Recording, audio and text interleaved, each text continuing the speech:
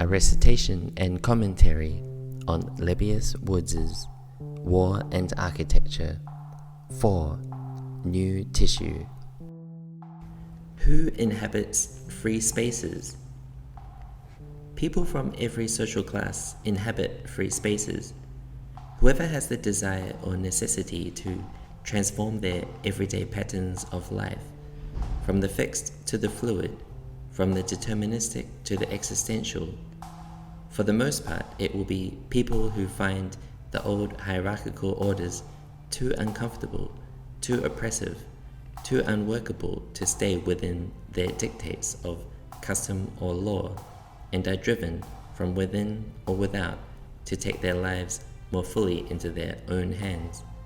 They will be the people of crisis, the crisis of knowledge, the crisis of geography, the crisis of conscience. They are the ones who must perpetually begin again. Who owns free spaces? Those who make free spaces their own. Those whose lives, day to day, consecrate space with their own densities of meaning. This should not be mistaken for an ethic of survival of the fittest, but understood as a form of comradeship or compassion. Those who can conceive or construct space place it freely in the common domain. They themselves may occupy space or leave it to others. Their reward is in the making for those who occupy free space. It is something else, action transforming itself over time. A space that has been abandoned for whatever reason reverts to the common domain. There is justice in this, and the reality of an ever-renewable beginning. Who pays for the construction of free spaces? Certainly, the banks will not finance free spaces, nor will the corporations, the governments, and the institutions of culture under whose authority the spaces of human habitation have everywhere been coerced into a convenient conformity, then reduced by the degradation of violence in the name of false unities and security. Money will not pay for free spaces because it is not available to those who, by necessity, are independent of its sources. The barter system must, in the beginning, suffice. The use of salvage provokes a new ingenuity, the idiosyncratic shaping of new materials the same. Eventually, it may be possible to create a new form of currency, information. Exchanged in bytes or bits, it becomes more valuable than gold. Free spaces are financed from below those whose knowledge and ingenuity, energy and inventiveness have always fueled the engines of civilization, but who do so now directly and resolutely for themselves. New tissue.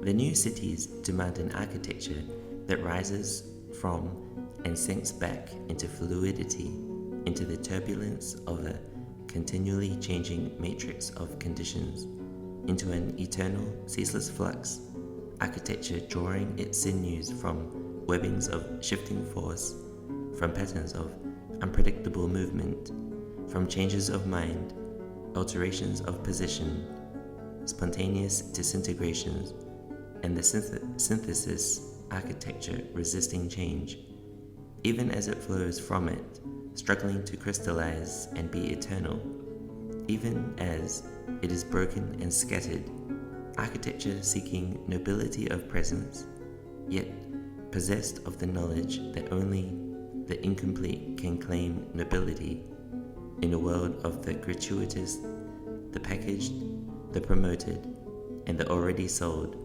architecture seeking nobility of persistence in a world of the eternally perishing, itself giving way to the necessity of its moment, architecture writhing, twisting, rising, and pinioned to the unpredictable moment, but not martyred or sentimental or pathetic, the coldness of its surfaces resisting all comfort and warmth, architecture that moves slowly or quickly, delicately or violently, resisting the false assurance of stability and its death, architecture that comforts, but only those who ask for no comfort, architecture of gypsies, who are hounded from place to place because they have no home, architecture of circuses, transient and unknown, but for the day and the night of their departure, architecture of migrants, fleeing the advent of night's bitter hunger, architecture of a philosophy of interference, the forms of which are infinitely varied, a vocabulary of words spoken only once, then forgotten, architecture bending and twisting in continual struggle against gravity, against time, against